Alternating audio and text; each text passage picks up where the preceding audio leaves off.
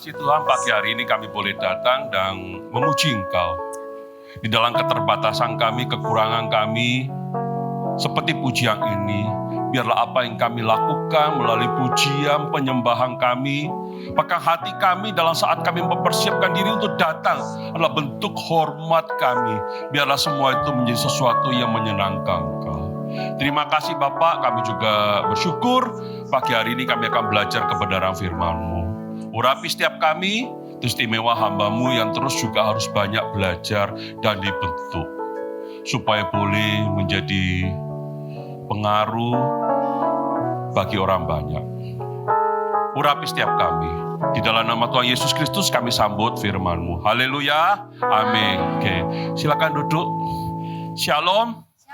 Ya, terima kasih saya diberi kesempatan untuk melayani kembali di ibadah hari ini. Dan terima kasih pertama-tama tentu pada Tuhan yang mengizinkan saya untuk boleh kembali melayani. Saya ingat sekali bulan 7 saya pelayanan terakhir di sini. Mata saya belum terlalu jelas kelihatan.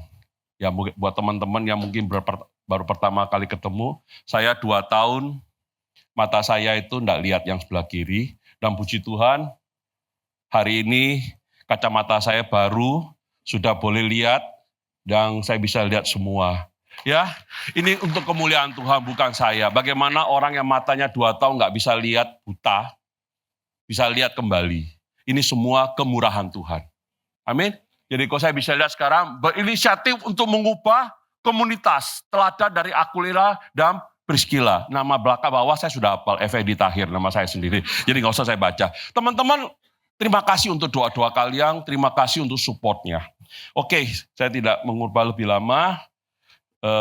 Khotbah hari ini adalah berinisiatif untuk mengubah komunitas. Saya rasa bukan hanya bicara kita mengubah, tapi lebih kepada bagaimana kita berdampak yang bisa membawa perubahan. Oke? Kalau minggu kelima itu lebih praktis ya. Saya senang dikasih minggu terakhir, karena saya akan lebih praktis. Saya ngambil dari teladan dari Aquila dan Priscilla. Dan saya juga bersyukur saya diberi waktu ekstra 8 menit oleh WL, lebih cepat turun. Ya, yang bagaimana kita berinisiatif untuk mengubah dunia. Saudara-saudara, banyak orang berkata, Tuhan saya ingin mengubah dunia. Saya ingin hidup saya berdampak. Maka mungkin datang kepada kita, anak-anak muda berkata, saya ingin menjadi suatu alat untuk membawa transformasi di dalam dunia. Bagus semua itu.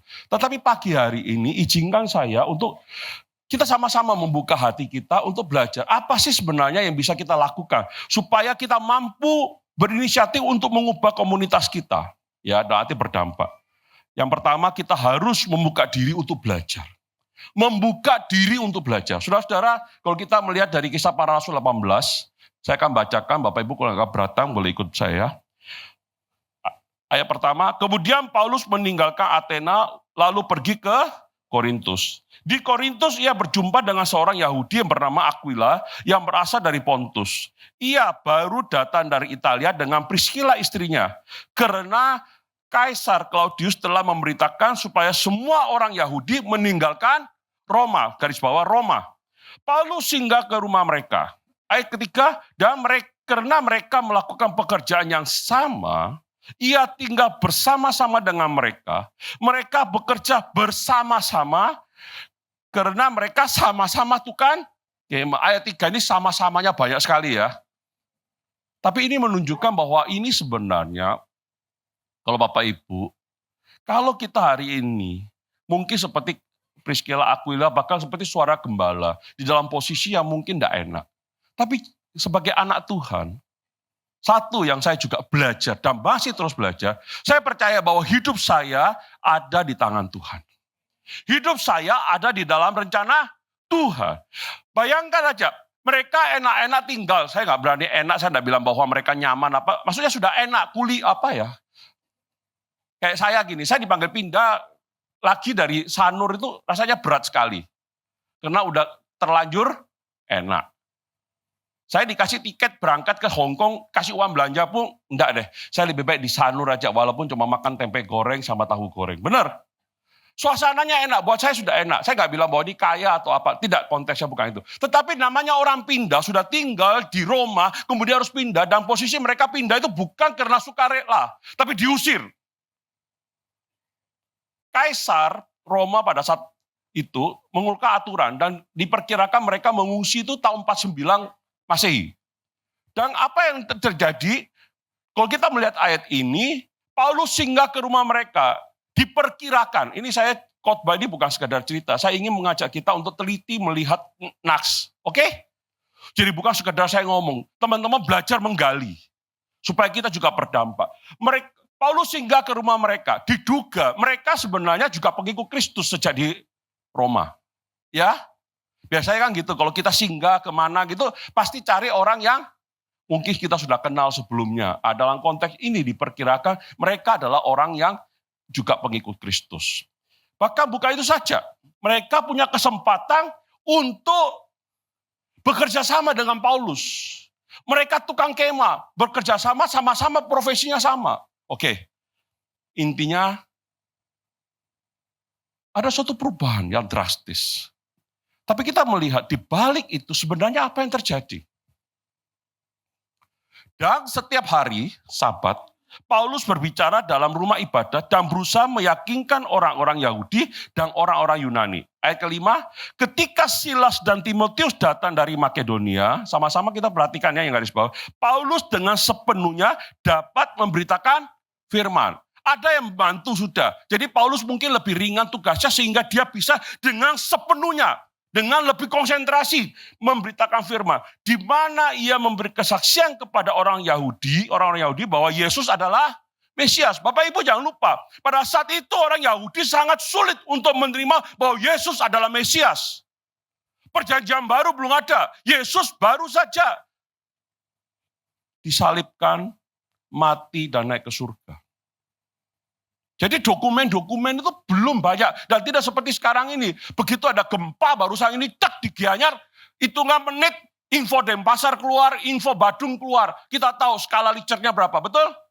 Rumah Bapak Ibu ada retak, rumah saya retak sedikit, tapi enggak apa-apa, selamat semua. Oke? Cepat beritanya, zaman itu enggak. Nah, Bapak Ibu, Paulus mengajar. Maka tinggallah Paulus di situ selama 1 tahun, 6 bulan, 1,5 tahun, dan ia mengajarkan firman Allah di tengah-tengah mereka. Saudara, Paulus itu seorang pengajar yang benar, seorang pengajar yang pinter, bagus. Pertanyaan buat kita, kira-kira walaupun ayat ini tidak menjelaskan, apakah Aquila dan Priscilla itu juga ikut belajar? Saya berani berkata ya, karena di poin berikutnya, di ayat berikutnya kita akan melihat bahwa Priscilla, Aquila, mereka belajar banyak soal firman Tuhan. Belajar banyak soal kebenaran Injil. Saudara-saudara, yang pertama dari poin ini adalah bagaimana kita membuka diri untuk selalu belajar. Apapun situasi yang kau hadapi, apapun perubahan terjadi, engkau belajar. Saya mohon izin, walaupun saya belum sempat telepon, 2 contoh. Nanti saya akan khotbah jam 12 dengan contoh yang lain. Saya contoh yang sangat bagus, jadi saya berani sebut namanya karena contoh yang bagus. Saya seorang pengajar. Di dalam pelayanan saya sebagai dosen, saya punya cukup banyak mahasiswa S2 saya yang usianya 70 tahun ke atas. Ibu-ibu yang umur 70 ada di sini? Nggak ada ya, semua masih muda ya. Bayangkan aja, sudah 70 tahun, mereka itu masih kuliah dan ngambil S2. Salah satu yang saya ingat sekali itu adalah Ibu Lestari Sayetapi. Wah, kalau Sayetapi pasti tahu namanya. Ini adalah istri dari Profesor J.E. Sayetapi. Tahu? Yang suka lihat TV pasti tahu. Beliau itu orang yang sangat tegas dan pakar hukum. Bu Lestari ini pada saat dia ngambil S2, dia itu harus naik di kampus kami, kampus yang sederhana. Jadi naik tangga itu 3 lantai. Beliau badannya agak besar. Dan beliau dengan rendah hati, mau dibimbing sama kita yang jujur saja, kita belum profesor, gelarnya pun masih dokter kandidat waktu itu. Mau dibimbing sama kita-kita, padahal suaminya profesor. Dan Ibu Lestari juga orang pinter. Dan dia mau dituntun. Nah, saudara-saudara, saya bayangkan aja, orang yang sepinter ini, orang yang sehebat ini dalam arti di posisi di masyarakat, masih mau belajar. Saya tanya, Bu, ngapain toh Bu? Ini mancing, namanya dosen kan suka mancing kan. Bukan berarti nggak tahu, tapi mancing aja. Bu, kenapa toh Bu? Ibu kok masih mau belajar? Capek-capek bikin tugas. Loh maaf loh ya, ini kuliah beneran loh ya, bukan kuliah sulapan loh ya. Ini dia betul-betul beliau tuh harus menempuh kuliah 3 tahun loh. Bukan kuliah S2 bayar gitu, oh dan itu gak bener semua itu. Ini enggak, beliau dibimbing, tesis kita bimbing dia tuh 1,5 tahun lebih. Dia naik turun tangga, terus Bu rombak ini gak bener, ini gak cocok, ini flow-nya gak bener, ini kasusnya gak bener. Dia dengan rendah hati mau berubah. Saudara, untuk apa? Dia berkata, yang saya ingat ya, maaf kalau saya salah gak bisa persis. Saya ingin selalu diperlengkapi. Karena usia saya boleh tua, tapi semangat saya untuk melayani Tuhan tidak pernah habis. Luar biasa enggak? Siapa di sini dari Surabaya dan pernah patah tulang? Di Surabaya ada satu dokter terkenal namanya Pak Joko. Dulu zaman saya masih remaja, kalau ada patah tulang gara-gara olahraga apa pasti selalu cari Pak Joko. Di Cimanuk, dokter Stomosan, Rumah Sakit Darmo, pojokan. Dokter Joko itu punya istri namanya dokter Irung. Dokter Irung itu mahasiswa saya juga. Kuliah bareng saya. Tapi waktu beliau mau ujian negara, saya termasuk yang bantu dia. Bayangkan, dokter Irung itu dokter. Dan kalau salah spesialis juga di fisioterapi, punya klinik. Mau masih kuliah S2. Dan beliau salah satu pengkhotbah di GKJW. Dia ngambil S2 setengah mati loh. Bukan jalannya gini aja. Tapi betul-betul dia untuk menyelesaikan itu bukan kuliah singkat, kilat, enggak. Dia harus ikut tesis. Dia harus ikut ujian negara. Karena waktu itu status kita belum bagus. Harus ujian negara. Ikut dia. Saya tanya, Bu, kenapa Bu Ibu masih mau belajar? Loh, saya ini kan selama masih hidup, saya masih mau melayani. Bahkan terakhir setelah beliau lulus S2, waktu saya bikin kelas khotbah, beliau datang ikut kelas saya di rumah teman saya. Terus saya belajar. Pak Effendi, saya diberkati oleh Pak Effendi. Kenapa Bu Irun? Saya lebih jelas daripada dulu kuliah, sekarang lebih jelas. Enak Pak, lebih jelas gini. Ya, Ibu masalahnya belajar dan praktek. Kemudian setelah berapa tahun Ibu belajar lagi. Jadi melihat banyak kesalahan atau kelemahannya Ibu sebelumnya. Betul enggak? Ya itu. Saudara, kenapa saya cerita 2 orang ini? Mahasiswa kami dari Ambon, tahu Ambon? Maluku, bukan Jalan Ambon di Ponorogo sini. Dari Ambon, itu datang, ikut wisuda karena Ambon waktu itu situasinya nggak bagus. Mereka terpaksa wisuda di Surabaya. Ada seorang mahasiswa ibu-ibu, umurnya sudah 75, saya ingat sekali. Begitu dia wisuda, selesai wisuda dia bilang apa? Pak, saya mau ikut kuliah S2. Kenapa Bu? Saya lihat ibu yang lain yang tua-tua, kok bisa kuliah S2? Saya mau kuliah S2 lagi, Bapak Ibu. Ini orang yang punya semangat. Ini orang yang pasti saya percaya, mungkin dia hidupnya di kampung. Dia mungkin hidup di mana saya nggak tahu. Saya nggak pernah ke Ambon juga, hanya transit. Tapi saya percaya, dia bisa menjadi berkat. Kenapa? Dia mau belajar banyak hal. Amin. Jangan pernah engkau merasa dalam situasi apapun kemudian kau terpuruk. Aduh Tuhan, matilah aku. Jangan. Tuhan menempatkan engkau di suatu situasi untuk sesuatu yang baru. Dan percayalah, hidup kita, Tuhan ingin pakai lebih dan lebih. Amin. Ingat ya ceritanya, siapa di sini umurnya lebih dari 75?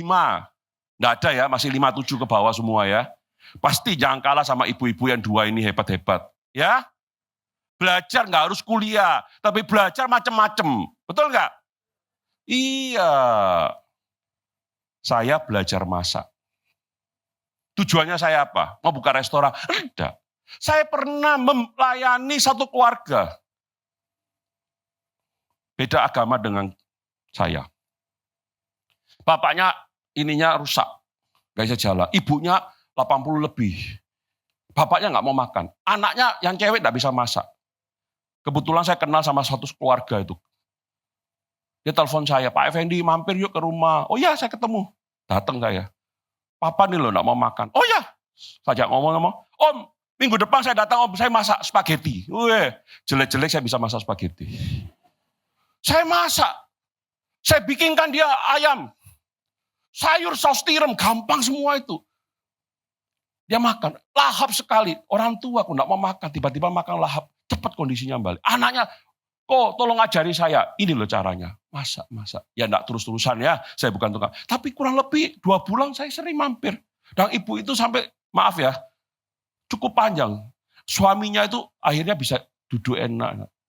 Saudara-saudara, remeh ya pelayanannya. Hanya belajar masak. Tapi bisa jadi berkat. Saya khotbah hari ini nggak muluk-muluk ngajar kalian jadi Superman, enggak. Ya, tapi apapun yang kita mau, kita lakukan, tapi kita belajar dengan benar. Yang kedua, supaya kita mampu berinisiatif untuk mengubah komunitas, kita harus memandirikan diri dalam pelayanan. Ayatnya coba perhatikan. Kisah Para Rasul 18, Paulus tinggal beberapa hari di Korintus. Lalu ia minta diri setelah 1,5 tahun ya, oke. Lalu ia minta diri kepada saudara-saudara di situ dan belayar ke Syria. Sesudah ia mencukur rambutnya di Kengkrea, karena ia telah bernasar. Priscilla dan Aquila menyertai dia. Catat ya, Priscilla dan Aquila menyertai dia. 19, lalu sampailah mereka di Efesus. Paulus meninggalkan Priscilla dan Aquila di situ. Ia sendiri masuk ke rumah ibadat dan berbicara dengan orang-orang Yahudi. Saudara-saudara, kalau kita baca di ayat 21-24, Paulus meninggalkan mereka, pergi ke ini, saya nggak sebut lagi, saya nggak fokus ke Paulusnya, saya mau fokus kepada Priscilla Aquila. Saudara-saudara, Paulus ini, dia muter terus. Priscilla Aquila ditinggal. Saudara-saudara, berapa banyak di antara kita itu rasanya kalau dikasih kesempatan untuk pelayanan, enaknya terus menerus melo, lebih banyak gak berani ngambil, atau mungkin ragu-ragu untuk ngambil suatu inisiatif. Takut salah. Loh, saya ini sering ditawari orang makan. Pak Effendi makan yuk. Enggak, saya takut gemuk. Teman saya bilang, ngapain takut gemuk, sudah gemuk kok. Agak sedikit tersinggung saya. Ya saya sebut aja teman saya Joni Agung, tahu Joni Agung? Ya rambutnya segini tuh loh, penyanyi. Nah, itu sama saya hampir tiap hari di pantai makan ikan bakar. Kun Joni. Orang bilang kita nih makan terus di pantai ikan bakar terus. Katanya nanti tambah gemuk. Buat apa nanti tambah gemuk? Sekarang aja udah gemuk kok. Betul nggak? Nah, saudara-saudara, bukan itu maksud saya, ini cuma cerita guyonan. Tapi saya ingin sampaikan buat kita. Kadang-kadang kita ini takut. Siapa di sini nggak pernah salah dalam hidupnya? Semua pernah ya. Siapa yang pernah keliru ngambil keputusan? Jangan nunjuk sebelahnya. Wah ini termasuk keliru milih lu. Enggak, bukan gitu. Yang tertawa itu pasti ngerti maksudnya. Yang belum tertawa ada 2, nggak ngerti, tell me, atau jomblo. Sorry, jangan tersinggung. Ibu tertawa ya Bu ya. Salah milih ya? Enggak Bu. Dia yang salah milih kayaknya. Enggak. Damai. Nanti tanggal 5 ya. Tanggal 2 ya acara itu ya. 5 betul. Hari April kita pasangan suami istri. Oke, kembali. Kita belajar. Mereka ditinggal oleh Paulus. Mereka nggak bilang, oh Paulus aku nggak mau, aku mau ikut kau terus, aku ikut terus. Enggak. Artinya mereka punya keberanian untuk melakukan suatu pelayanan sendiri. Pak, tahu dari mana? Poin berikutnya. Oke. Yang ketiga, perhatikan ayat 24 dulu, saya nggak baca poinnya dulu. Sementara itu datanglah ke Efesus seorang Yahudi bernama Apolos yang berasal dari Alexandria. Saudara-saudara, di Alexandria di sini itu kemungkinan besar Apolos ini alumni sekolah di sana. Dan sekolah di sana sangat terkenal sekali. Ya. Ia seorang yang fasih berbicara, dalam arti pinter menyusun kata-kata, khotbah, apa segala macam. Dan kadang-kadang orang pinter ngomong, tapi gak ada isinya, betul enggak? Setuju enggak? Saya dosen khotbah, dosen tafsir, dibilang, Pak, itu loh khotbahnya bagus. Dia bisa khotbah Pak 45 menit, dalam hati saya, orang khotbah 3 jam juga bisa. Isinya opo? Betul enggak? Nah, Tapi ini enggak, sangat mahir dalam soal-soal kitab suci. Ini bukan orang sembarangan loh. Dia alumni sekolah terkenal dan punya kualifikasi bagus banget. 25. Ia telah menerima pengajaran dalam jalan Tuhan. Oke? Dengan semangat ia berbicara dan dengan teliti ia mengajar tentang Yesus. Wah, dia ngajar tentang Yesus. Boleh? Perhatikan, tetapi ia hanya mengetahui baptisan Yohanes. Saudara-saudara, ini agak banyak polemik. Bukan polemik dalam arti negatif ya, banyak pandangan. Baptisan Yohanes itu, baptisan berbicara, kalau Bapak Ibu pulang boleh baca, saya nggak punya waktu saya kita baca lah. Boleh baca Kisah Para Rasul 19, ayat 1 dan sampai 5. Itu saya akan bacakan ya singkat ya.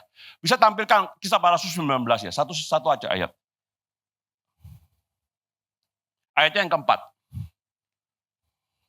Masih banyak argumen ya, cuma saya rasa nggak perlu dibahas ini karena poinnya utamanya bukan di sana. Kisah Para Rasul 19 ayat yang keempat. Kata Paulus, baptisan Yohanes adalah pembaptisan orang yang telah bertobat. Dan ia berkata kepada orang banyak bahwa mereka harus percaya kepada dia yang datang kemudian daripadanya, yaitu Yesus. Intinya gini, kita tahu Yohanes Pembaptis itu berseru-seru. Dia buka jalan, meluruskan jalan untuk Tuhan. Betul? Dia membaptis orang, tanda kutip, saya pakai bahasa saya sekarang ya, dengan gaya lama. Oke? Dan baptisan itu adalah baptisan orang yang bertobat, pertobatan. Ini jadi pertanyaan kritis loh ya. Yesus itu berdosa enggak? Tidak. Tidak dapat berdosa. Tidak dapat, bukan tidak mau. Tidak dapat. Dia Tuhan. Oke? Kenapa Yesus kok dibaptis? Halo? Jawabannya di Alkitab. Mari kita buka. Matius 3 ayat 11. 11 nggak usah, langsung 15 saja. Matius 3 ayat 15.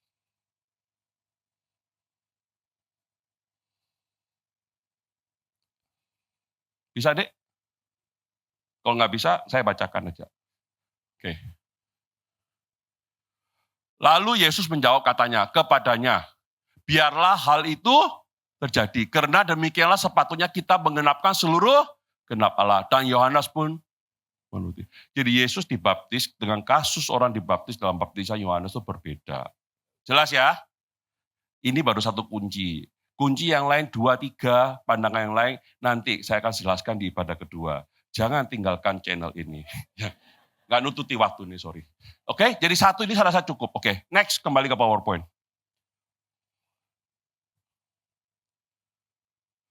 Ayat 26. Ia mulai mengajar dengan berani di rumah ibadat. Kenapa dikatakan berani? Karena waktu itu banyak orang masih belum terima bahwa Yesus itu adalah Mesias. Ya, jelas sampai sini? Oke, nanti ada buktinya. Tetapi setelah Priskila dan Aquila mendengarnya, mereka membawa dia ke rumah mereka. Bukan diundang makan loh ya. Kan perhatikan. Dan dengan teliti menjelaskan kepadanya jalan Allah. Saudara, ada yang berbeda.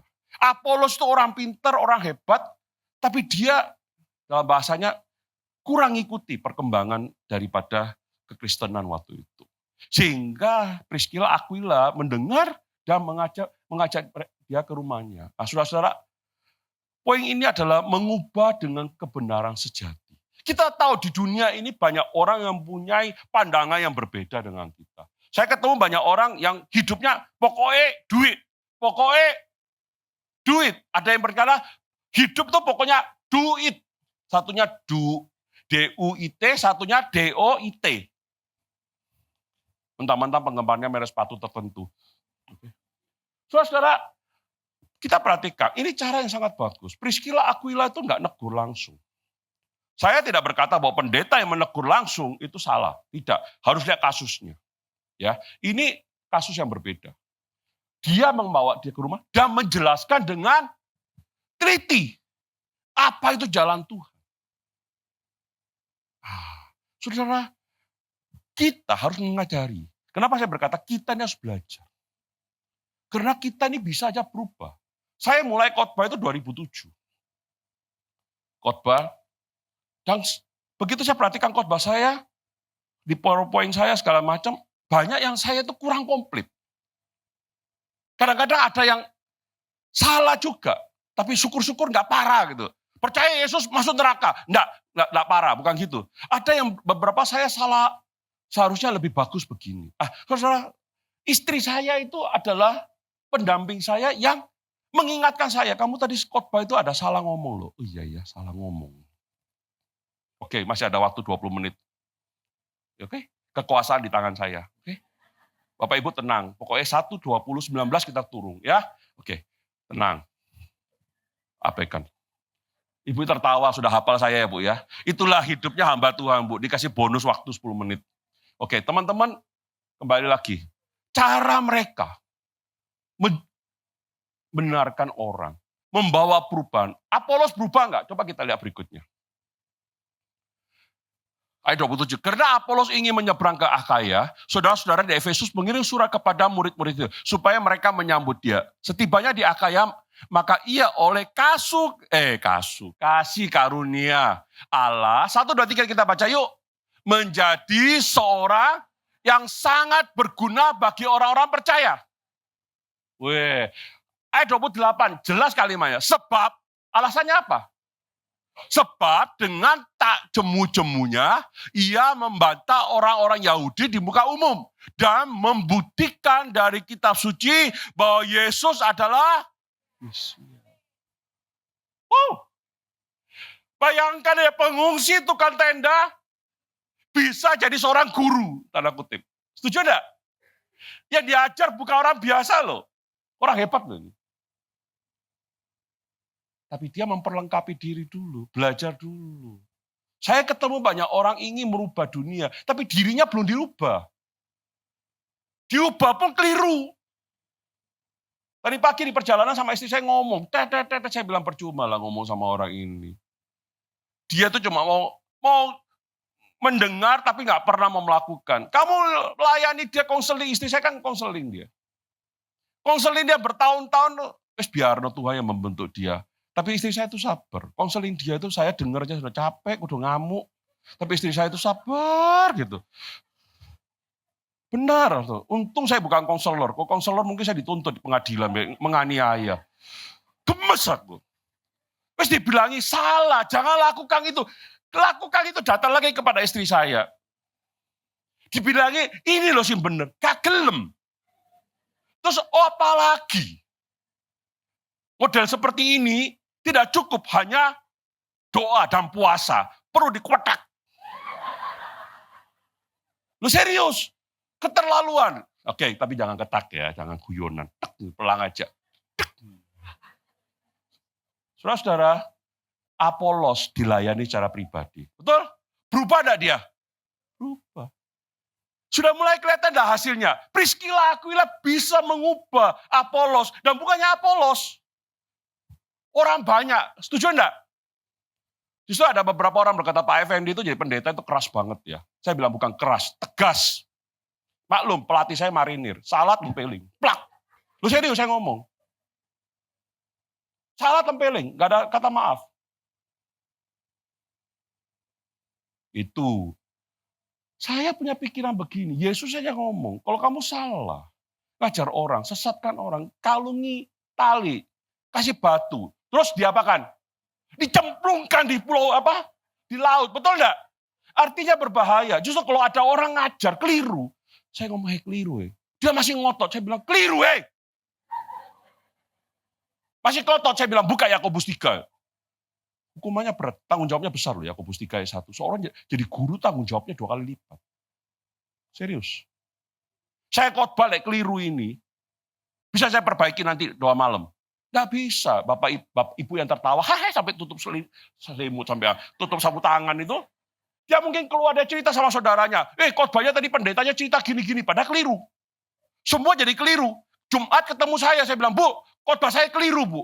Ibu apa mungkin cari orang-orang yang sudah ngomong itu. Jadi kadang-kadang dibilang itu, Pak Effendi kok tegas keras, saya bilang bukan. Saya ini orang yang tersesat lama. Saya Kristen sejak lahir, tapi tersesat lama, 30 sekian tahun tersesat. Maaf, sampai emosi. Ya orang menderita ditertawain. Nggak sopan loh ya. Jadi tersesat. Kenapa? Diajarin dengan nggak benar. Jelas ya? Ya tentu ada caranya ya. Keras saya, tegas saya mungkin kurangi sedikit. Lebih lembut kayak istri saya gitu. Tapi lek kebangetan ya, bos. Oke, terakhir. Supaya mampu berinisiatif untuk mengubah komunitas, kita harus mau melayani jangkauan yang lebih luas. Saya langsung lari ke Roma 16. Roma 16 itu suratnya Paulus kepada jemaat di Roma ya, setahu saya ya. Betul ya? Ya, kalau betul nggak salah ya berarti ya. Oke, ayat 3. Sampaikan salam kepada Priscilla dan Aquila, teman-teman sekerjaku dalam Kristus. Bayangkan aja, mereka dulu ngungsi dari Roma, lari karena diusir, sekarang kembali ke Roma.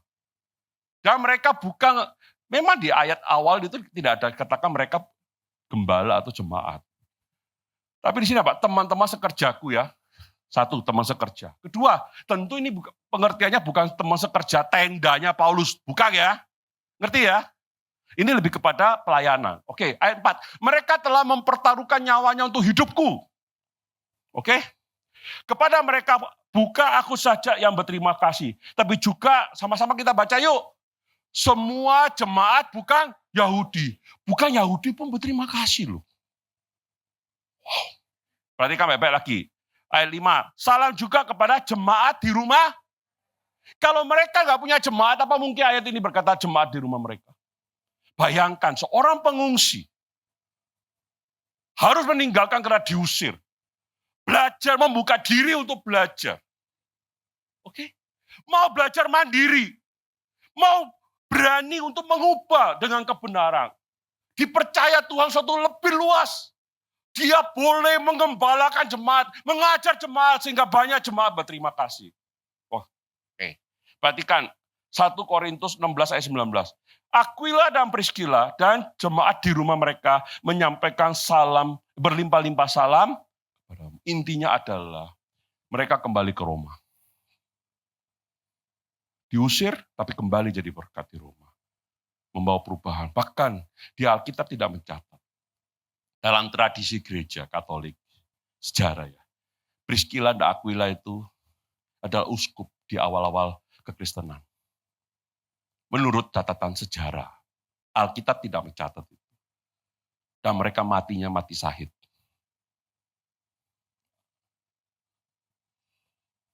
Oke?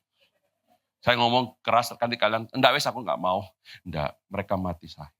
Saudara-saudara, bayangkan seorang pengungsi, suami istri, bukan orang spesial, tapi mereka bisa membawa perubahan. Mereka punya inisiatif karena mau belajar. Mandiri. Mengubah dengan kebenaran. Bahkan terlebih lagi menerima pelayanan tugas yang lebih luas. Menjangkau yang lebih luas. Saya percaya Bapak Ibu di tempat ini. Setiap kita punya kesempatan. Amin. Mungkin kau tidak ke Roma. Hanya di Renon. Oke? Mungkin kau bukan pergi ke Sumatera, ke Pulau Batak di sana. Mungkin kau cuma di Jalan Sumatera di sini. Nggak apa-apa. Ya, tahu Jalan Sumatera di sini, Bu?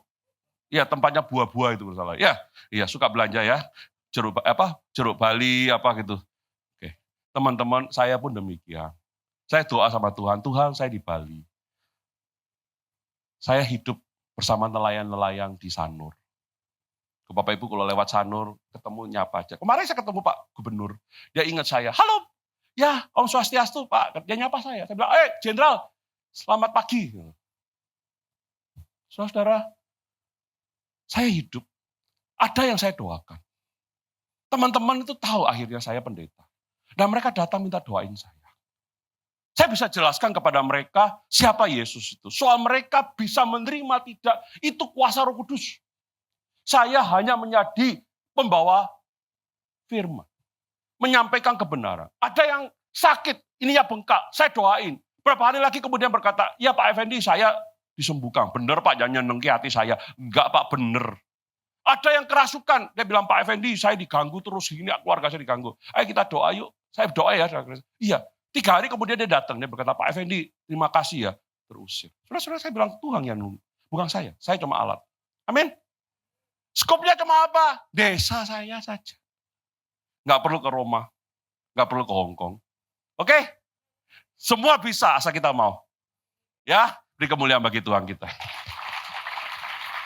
Ayo kita berdoa yuk sambil mempersiapkan diri untuk perjamuan kudus. Jangan buka dulu, kita masih punya waktu banyak kok. Tenang, tenang. Doa dulu ya. Oke, kita doa yuk. Bapak di surga, terima kasih untuk pagi hari ini. Sungguh kami bersyukur. Kami belajar dari sosok Priscilla dan Aquila.